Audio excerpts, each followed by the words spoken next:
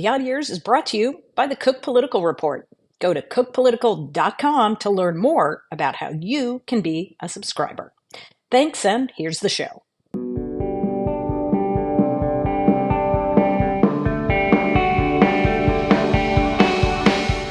Hello, I'm Amy Walter. Welcome to The Odd Years. I am fascinated by the politics of North Carolina. In the last 13 elections, only 2 Democrats have won there, Jimmy Carter and then Barack Obama back in 2008. And yet it is still an incredibly competitive state.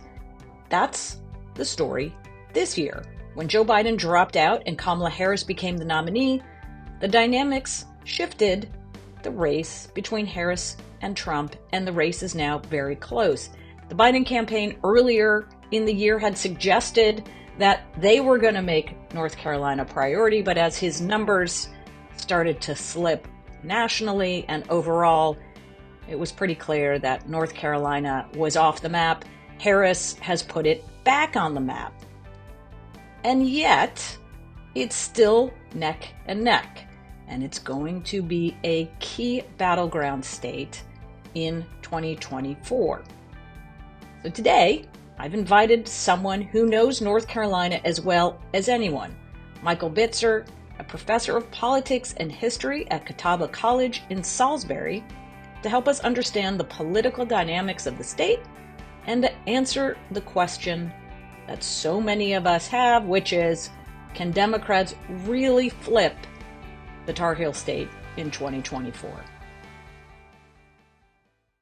Michael Bitzer, it's so great to have you with me. We communicate often, but I never get to see you face to face. So this is fantastic. Thanks for joining me. It's a real honor and privilege. So thank you for the invitation. Let's just start with the big picture here. I do feel like we talk a lot, but it's really every 4 years that we really up our communication. And it's usually one way. It's me saying, okay, Michael, last time we thought this was going to be close, or Democrats say this is the year they're going to flip the state, and they don't. They get close, but they don't. Is this year different? So yes, the past several cycles, North Carolina, particularly since 2008, has been what I lovingly refer to as a stuck battleground state. That the dynamics and the fundamentals of what we see after the election paint a pretty consistent picture of what happens in North Carolina. We are evenly divided. If you take all of the federal races since '08, we're basically a 51-49 Republican state. You take all the Council of State races, which are all the executive statewide level races, we're a 51-49 Democratic state. So it has been kind of consistent in this regard. I'm getting the sense that 2024 may finally be the breakout point, because I'm seeing on the ground, and of course the energy level is very much a different dynamic than what we have seen since '08. I'd point to something like Harris's 25 field offices across the state, which I believe are more than what Barack Obama had when he flipped this state in '08. I think we're seeing, a modest spike up in Democratic registration among new voters, but it's still dominated by the unaffiliated voter, the voter that doesn't choose a party registration in this state. And, the amount of money that's going to get dumped into the state between now and November 5th is just astounding in terms of what we're seeing already booked. So if there's a year where it feels like, yes, indeed, the script can get flipped and that stuck nature of North Carolina could eventually flip, it feels like this year is the year. That's the perfect encapsulation of where we sit now. Talk to us about the difference between the 51-49 Democratic advantage in those state level races and the 51-49 advantage for Republicans on the federal level. What talk about that Venn diagram? Yeah, that has been a fascinating dynamic in North Carolina, and it's been true since really the Southern realignment from the Mm, solid Democratic South to what was eventually the solid Republican South. And I would point back to 20 years ago now, the 2004 presidential election in North Carolina. George W. Bush won this state by 12 percentage points. wow. It was not a blowout of, I mean, it was not a competitive swing state. It was a blowout state. On that same ballot, the Democratic governor running for reelection, Mike Easley, won by 12 percentage points. So you had a 24-point swing from the presidential down to the gubernatorial contest. That swing voter in North Carolina was predominant. It was kind of our bipolar Mm, electoral dynamic at play. But that 24 points has collapsed now, I argue, to 3 to 4 percentage yeah, points. yeah. So the new math is really 97% of the electorate is locked into one party over the other. 3% are those persuadables, the Trump presidential voter in 2020 flipping to Cooper in the governor's race in 2020, and they're mostly in the urban suburbs and in rural counties. Well, first of all, just an acknowledgement of that swing is just phenomenal, and I think Yeah. you're right. We're seeing that all over the country. It's not unique to North Carolina, where there were times where you could run as a fill in the blank state Democrat or Republican, even though your state at the federal level went the other way, right? They would say, I would never vote for a Republican for president, but we know he's a Maryland Republican. She's a, right, North Carolina Democrat, different from a federal Democrat. So let's talk about that swing voter, that voter that went for Donald Trump, but also went for Roy Cooper in the 2020 election. And is that swing voter the key to this election, or are there other voters that may be important that weren't necessarily part of that very narrow coalition of Cooper voters? Yeah, I think that is one major factor, but to me, there's a second major factor at play in North Carolina, and that's the core base voter, particularly for Democrats. You know, when you look at things like turnout rates among party registration in this state, take for example, in 2020, we had 75% of all North Carolina's registered voters show up to vote. That was Mm, a record for mm, us. But when you look within the dynamics of party registration, Republicans were 6 points ahead of that 75%, and registered Democrats were only at the state average. So you've got this built-in advantage, and we've seen this over the past several election cycles.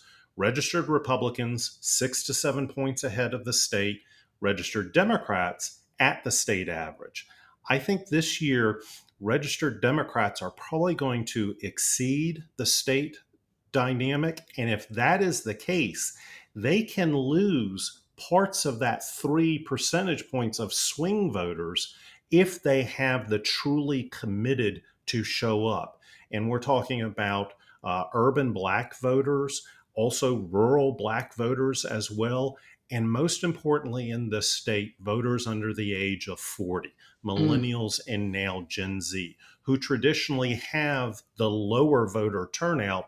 They're at the table. They just don't participate. They don't come to the buffet and eat from voting and casting their ballots. So to me, that dynamic of where those swing voters are, yeah, they're persuadable, but if you can focus and bring out your core base who are reliably voting for your party, mm, maybe you can shave off a point of mm. those swing voters and compensate for those truly reliable voters. That's really interesting. I know that the new Democratic Party chair she's what, 25, 26, something She's like that? 26 now. She was Yeah. 25. Anderson Clayton, Yes. the youngest party chair in the United States right now. When she was elected 25, she's now 26. Okay. So still the youngest, I'm sure, Yes. even at the old age of 26.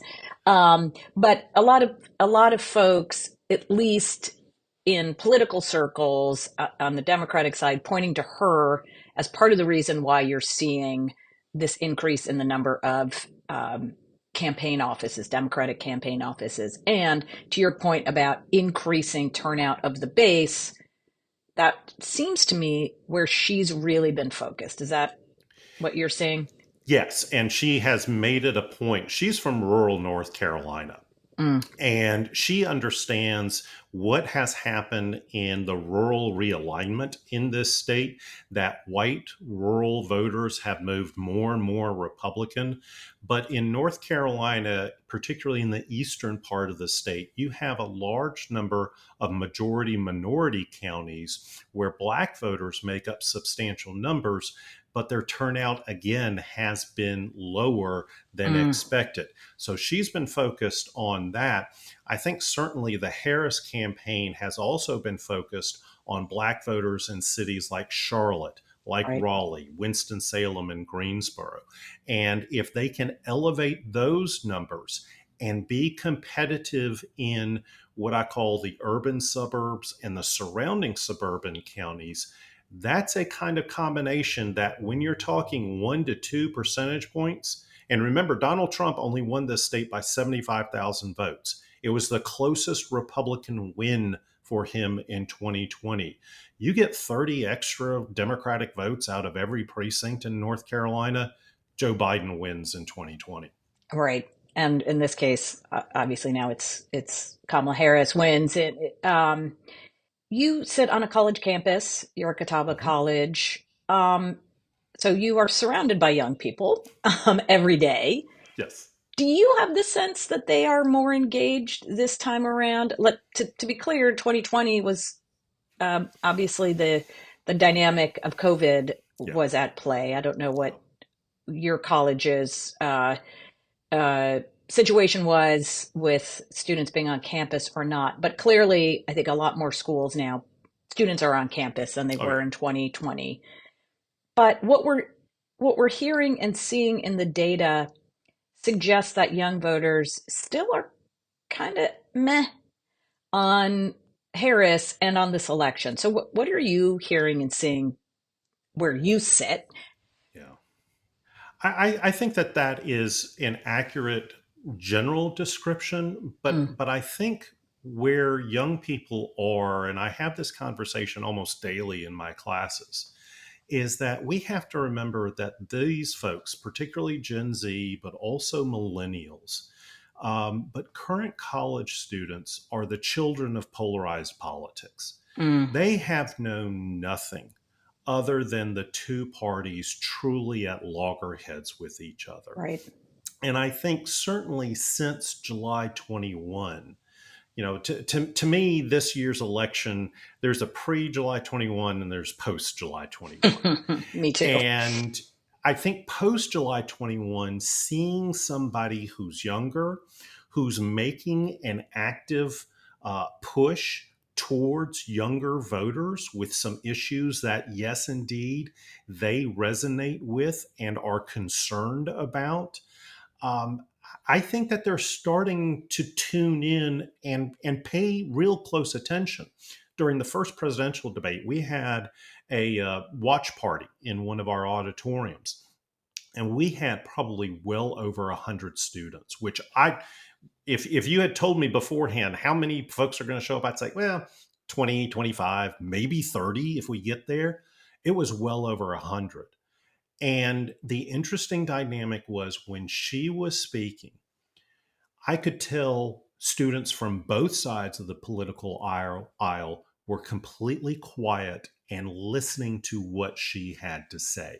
Mm. They want to hear from her.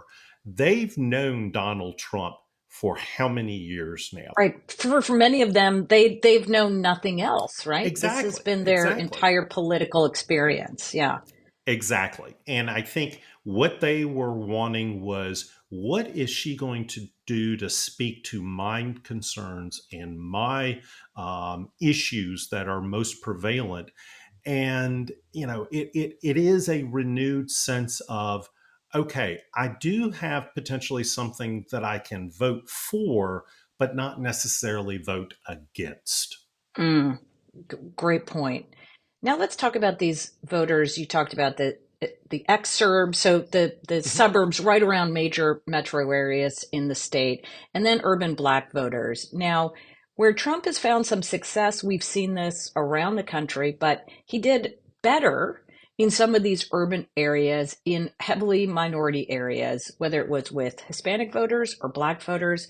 We're hearing and seeing a lot about young Black men, especially, Mhm. who are attracted to Trump. Either they voted for him in 2020 or they're thinking about voting for him in 2024. Can you talk about that and what you think is going on there? I think certainly North Carolina, like a lot of dynamics, does have national, implications and Right. dynamics at play. We're kind of a microcosm of a lot of what's going on in American politics, and I think certainly the concern about Black men in particularly, who tend to be more ideologically moderate or even socially conservative, I think they're seeing kind of Trump's appeals to them as something that they would find of interest. Mm. Now, what's going to be, I think, the critical component is, how much does the Harris campaign work to solidify that dynamic and especially potentially boost African American women to show up to vote? That was actually the group in 2022 in this state when we had Democrat Sherry Beasley at the top of the ticket, an African American woman running for the US Senate. It was Black women who had one of the lowest turnout rates. So that kind of dynamic of descriptive representation on the ticket versus substantive representation based on policies, I think North Carolina is going to be a great test case to see how that dimension plays out for particularly Black voters in urban North Carolina. And then the suburbs outside of the major cities. And this, I was just in Asheville a couple weeks ago, and I don't think you can appreciate it, this, what North Carolina is, until you experience this. But to go from downtown Asheville, which is probably D plus 80, right? It is Yes. incredibly liberal. Yes. And then you don't have to drive very far, Nope. maybe 2 or 3 miles, and you've got Trump flags everywhere. Everywhere. So it feels like what North Carolina is, to your point about the areas around an urban area, it's like you're in the urban area, it's dark blue. Hmm. You drive a couple miles outside and it's dark red, and there's not as much purple, which is what a place like where I am in Virginia, there are purple areas. The further you get out from the center of the city proper, it gets a little more purple until you get further into the rural areas where it's red. So, why is North Carolina so different? How come there isn't that sort of purple buffer between the urban and the not urban? Yeah, there. I think we oftentimes nationally talk about the suburbs or the Yeah, competitive battlegrounds yeah. of national dynamics, and we have that, but it's in a very contained area in North Carolina. So I describe the very competitive nature of North Carolina politics as being distributed among four different regions of the state, three of which are lopsided to one party over the other. So, like nationally, if you take all of the central cities in those urban counties, the Charlottes, the Raleighs, the Greensboros, the Ashevilles, add up all their votes, it's a 70-30 Democratic dominance among those cities. Mm. When you cross over a county line into those surrounding suburban counties to Mecklenburg and to Wake County, they are basically a 65-35 Republican area. They are the most Republican area in the state. You move then into rural North Carolina, it's generally 60-40 Republican. The one area Mm. that is truly competitive are inside the urban counties, but outside the major city limits. So in Mecklenburg, you've got Charlotte, which is kind of the dominant area, but you've got places like Huntersville, like Pineville, like Mint Hill. Those are the competitive suburbs within North Carolina politics. And actually, in 2016, they went 50-50 between Clinton and Trump. In 2020, they went 53-47 Republican, but they are the most competitive areas in the state. And so, a state that is so competitive really only has pockets of blue kind of scattered within the urban counties, but outside those major city limits, everything else is dominated by one party over the other. A quick break, and we'll be back with Michael Bitzer.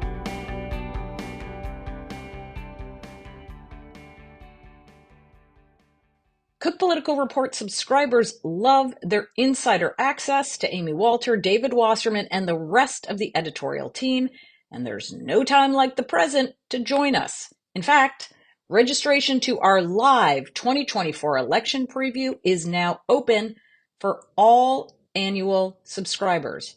Follow our presentation on key races and the political dynamics of 2024. There's also going to be a Q&A session at this live event.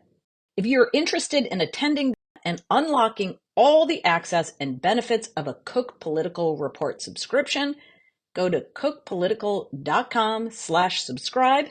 We hope to see you on October 2nd.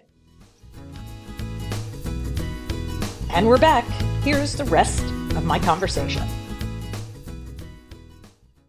Now, I think for those of us who don't live in North Carolina, our assumption is, look, this is a fast growing state. Yeah. And so the people who are living in those urban suburbs, right, outside the center, but basically right next door, these are transplants. These are folks who've moved down recently, so they're not going to be quite as parochial as traditional North Carolina voters, or that the moves into North Carolina are from the kind of people who've been traditionally good for Democrats, college-educated voters.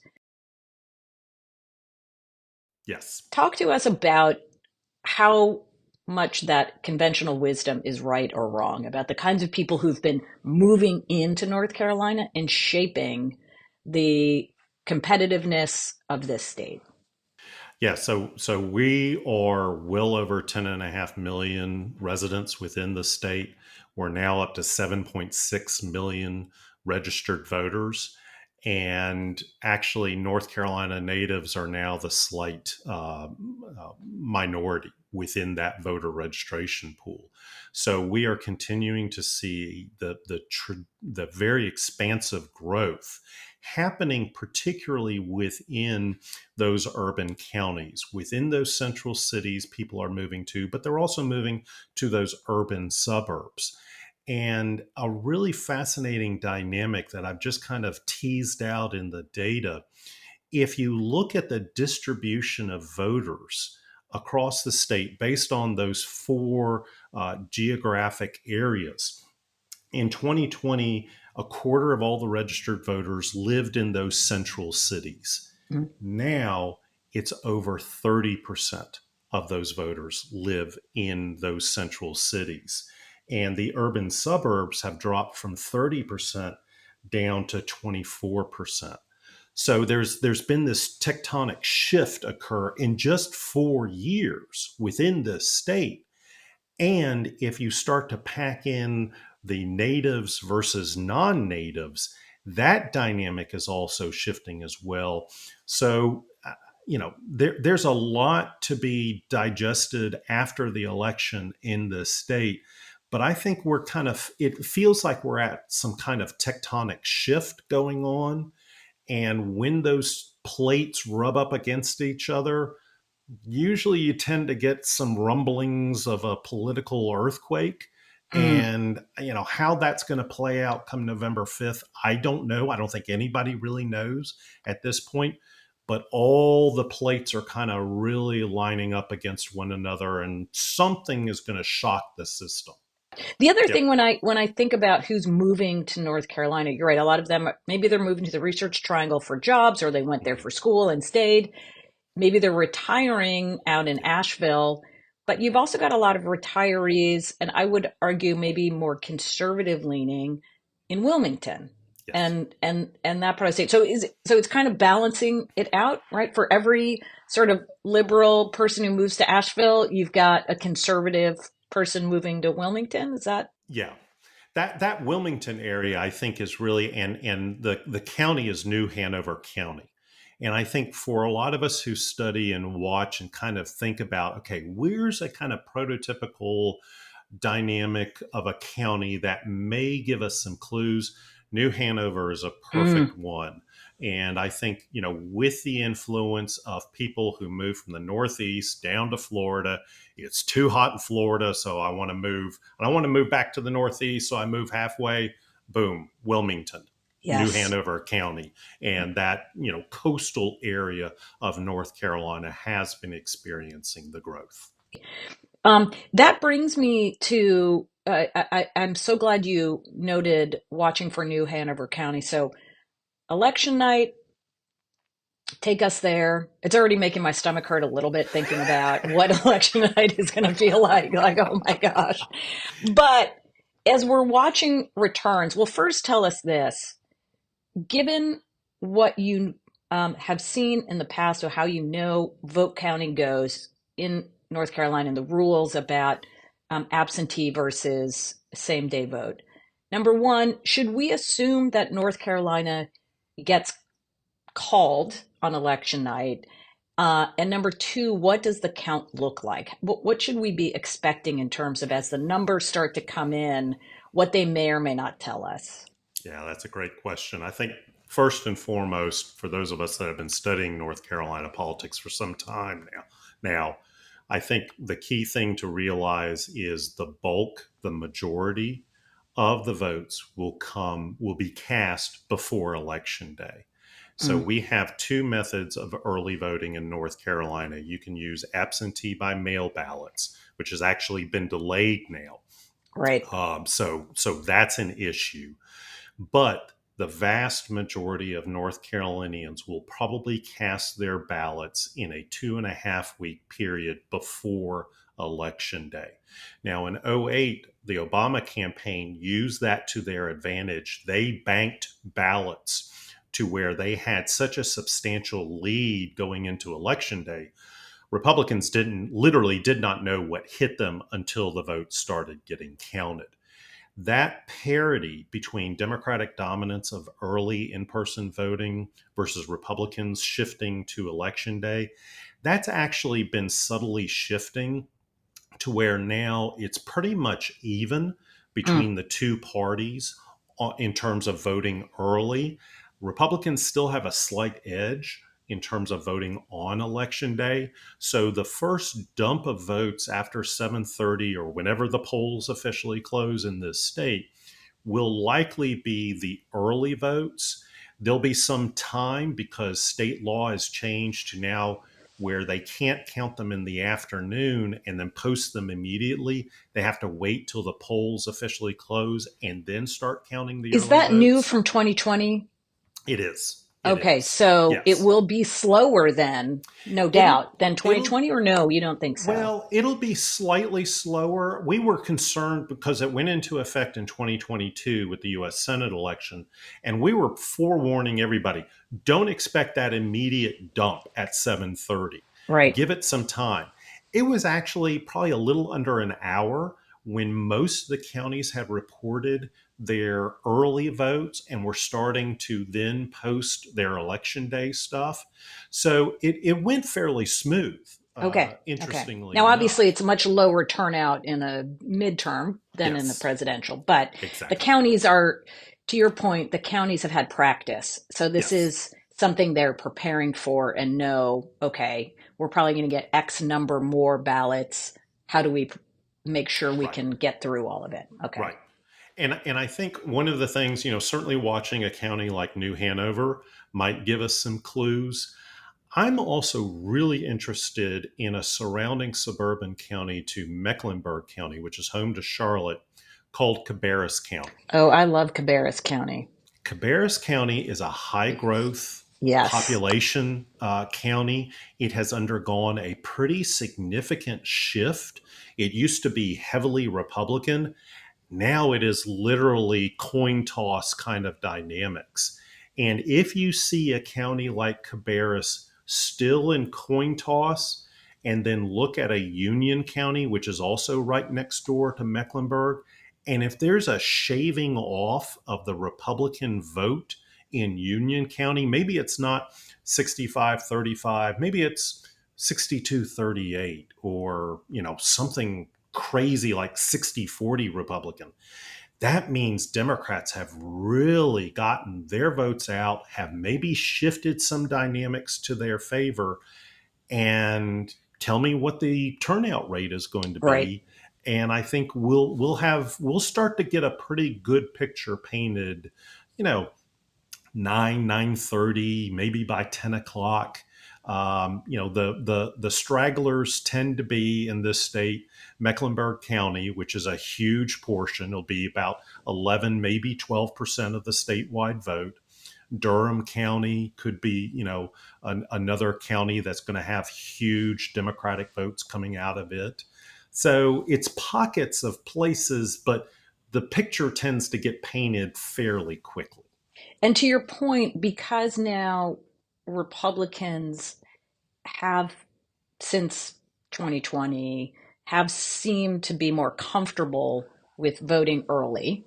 And Yes. now Donald Trump has even changed his language about this, saying, like, still don't love it, but all right, whatever. If you want to do it, fine.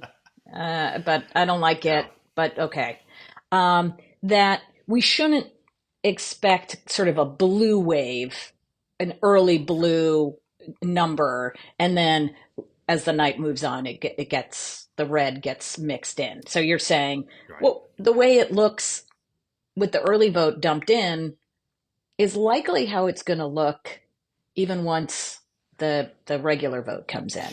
Yeah, I don't Okay. think there will be this tectonic shift from the early Okay. votes to election day. I think it'll be much more muted. It'll probably be within a couple of percentage points, between what happens on early voting versus what happens on election day. But that's just a early, hypothesis that I've been proven wrong before. It could be wrong this time. What do you do on election night? Where are you? Are So, you in the just locked in a room with spreadsheets? Is that usually, so for this semester, I'm not teaching on Tuesdays. I've got a presentation to give at noon in Charlotte, and then I will likely go to one of the local TV stations mm, and just camp out there and stay until they either kick me out or I fall asleep on a cot, in studio. But I'm like everybody else. I'm just sitting there hitting the State Board of Elections refresh, returns, refresh, refresh, refresh? refresh, Right, refresh, and right. watching some of those key counties that I think, can we get an early sense of what's happening? Mm. I think you can. I can't let you go without talking about the other big race in your state, which is Sure. getting national attention, the governor's race there. A question we get asked a lot, I'm sure you have been asked this a lot, which is, uh, can a down ballot race, in this case, a governor's race, have an impact on the top of the ticket? And the argument goes something like this: Democrats saying the Republican candidate for governor, Mark Robinson, is so controversial Mhm. and is trailing in the polls so significantly that it may have the impact of actually hurting Donald Trump. Yeah. What do you say to that? Yeah, I think, we normally talk about presidential coattails That's pulling right. in the bottom of the ticket towards that party that wins at the top of the ticket. We may see gubernatorial coattails and, kind of in reverse, helping to pull Harris in if Stein is able to pull out a significant win. And by significant win, I mean something greater than 4 percentage points of a victory, margin of victory. I mean, anything at 5 points or more in this state is considered Is an a landslide. absolute Yeah. blowout. It's a Yeah. landslide. It's a dynamic that we have not truly seen since '08. And I think, the question in my mind is, how influential are Republicans for Harris also going to be Republicans for Stein? And that Nikki Haley primary voter, who cast a vote for Haley even though she had dropped out in the presidential primary. I think that that's kind of an untapped research point to say, if those folks are truly against Trump, are they also truly against Robinson, which it appears to be? And what down ballot effect does that have?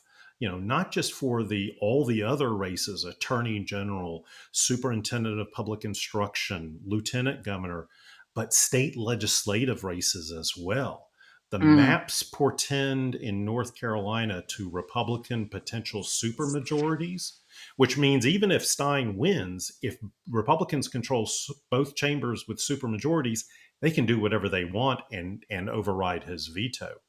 yeah. I think that dynamic, the untapped Republicans for Harris, Republicans for Stein dynamic is something we need to be paying more close attention to over Mm. the next several weeks. Here's where I kind of come down on this. I'd love to get your whether you think I'm way off on this, but I can understand if I'm a state legislative candidate, my worry as a Republican that what Robinson is doing is painting the entire party in right as extremist, and that you are, if you're for Robinson as a state senator or state legislator, then you must believe the same things that he does. And he's, even though the some things that he says are so over the top that you've never heard anybody else say, that he's unique in that sense, he's representative of the party brand. What So I can absolutely see your point about it really hurting Republican legislative candidates. What I wonder, though, is whether, because he is so out there, and in some ways, the Stein campaign, it feels like every week is up with another ad of Mark Robinson saying something incredibly incendiary, Mm-hmm. that he's now seen as sort of a caricature. Like, well, that's not Donald Trump. Like, Mark Robinson, he's his kind of own crazy, but he's not like Donald Trump doesn't, he's not like that. So I could also see Republicans or Republican leaning voters going, yeah, I'm going to vote for Josh Hine. He seems like sane in a way, but I still like Donald Trump. Mm-hmm. Do you see what I'm saying? So that's where the crossover, that's where that crossover Yeah. becomes challenging for me to see, because I can see a lot of Republicans basically still justifying that Trump is not Mark Robinson, and that they can feel okay Mm-hmm. voting for both. It's not as dissonant as it may seem. And I think for most of us studying North Carolina politics, I think that is the conventional wisdom. Okay. That indeed, you know, they may not be super enthralled with Trump, but they'll vote for him because party loyalty, and then they bounce over to Stein. Right. That's the natural environment that North Carolina politics has been playing over several presidential election cycles. Here's my slight contrarian. I Okay. don't know what to make of Like it. this I love it. dynamic at play. Yeah. So you've got Trump, you've got Mark Robinson. we also have a very MAGA Republican superintendent of public instruction. It is a race that oftentimes doesn't get a whole lot of attention, but this year the slate of Republicans as MAGA Republicanism, as Trump Republicanism, has really taken over that side of the ballot.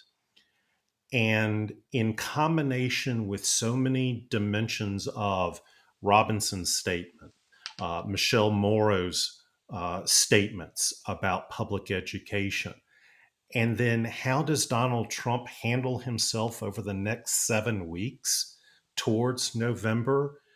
You may have a Yeah. situation where that side of the ballot becomes for a moderate Republican who is usually a party loyalist. That side becomes so toxic that they think, okay, I can't do it this year. I Yeah. can't vote on that side of the ballot. I'm going to have to switch to the Democratic side. And that shift combined with those persuadable voters. I mean, if you start to see Trump, Robinson, and Morrow all lined up in an ad as That's what I was going to ask here's, you. Is anybody doing that? And if there were someone to do it, who would it benefit? Because I'm Josh Stein campaign. Look, of course he wants Kamala Harris to win, but his number one priority is for Josh Stein to win, yes, right? So does that benefit him to put Donald Trump in ads? Probably not, because he needs Trump voters, right. right? So who runs those ads that say, if you think you're voting, if you think voting for Trump means he's not as crazy as these other people, you're wrong. Like, does the Democratic Party do that? Does Harris do that?